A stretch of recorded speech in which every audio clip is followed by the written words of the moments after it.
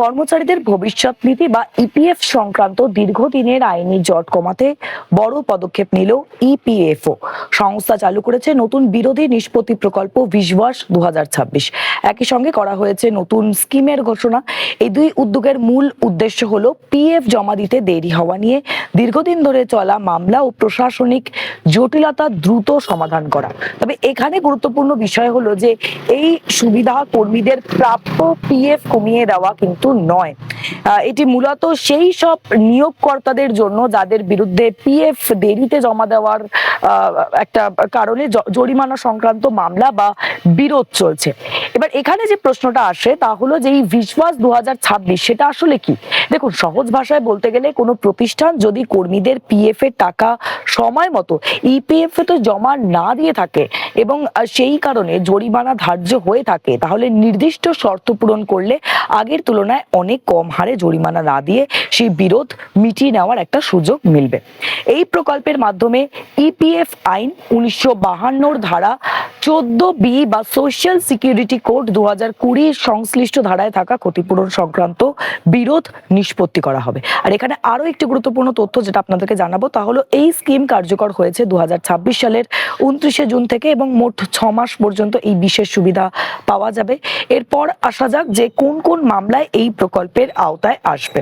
দেখুন, আদালতে বিচারাধীন পিএফ সংক্রান্ত মামলা যেখানে চূড়ান্ত আদেশ হলেও এখনো পর্যন্ত পুরো টাকা আদায় হয়নি, যেসব ক্ষেত্রে নোটিশ জারি হয়েছে কিন্তু চূড়ান্ত সিদ্ধান্ত এখনো পর্যন্ত নেওয়া হয়নি, এমনকি যেসব ক্ষেত্রে এখনো নোটিশই জারি করা হয়নি, সেই ধরনের মামলাও এই নির্দিষ্ট শর্তে এই প্রকল্পের আওতায় আসতে পারে।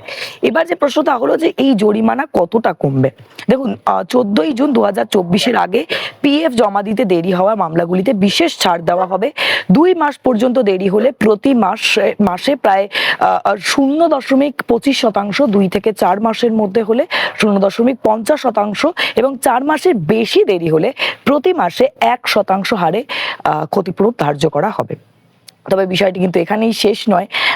এই সুবিধা পেতে কয়েকটি বাধ্যতামূলক শর্তও কিন্তু মানতে হবে। যেমন প্রথমত, প্রযোজ্য সুদের সম্পূর্ণ অর্থ অর্থাৎ সেকশন 7Q অনুযায়ী 100% সুদ আগেই পরিশোধ করতে হবে। দ্বিতীয়ত, লিখিতভাবে জানাতে হবে যে এই নিষ্পত্তির পর একই বিষয় নিয়ে আর কোনো আদালত বা ট্রাইব্যুনালে আপিল করা যাবে না। পাশাপাশি অনুমোদন পাওয়ার 15 দিনের মধ্যে নির্ধারিত অর্থ জমা দেওয়ার প্রতিশ্রুতি দিতে হবে।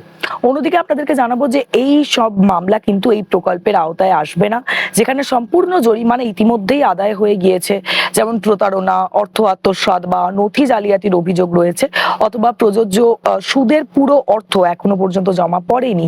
সেই সব ক্ষেত্রে এই বিশ্বাস 2026 যার কথা আপনাদেরকে বলছিলাম এর সুবিধা কিন্তু মিলবে না একেবারে।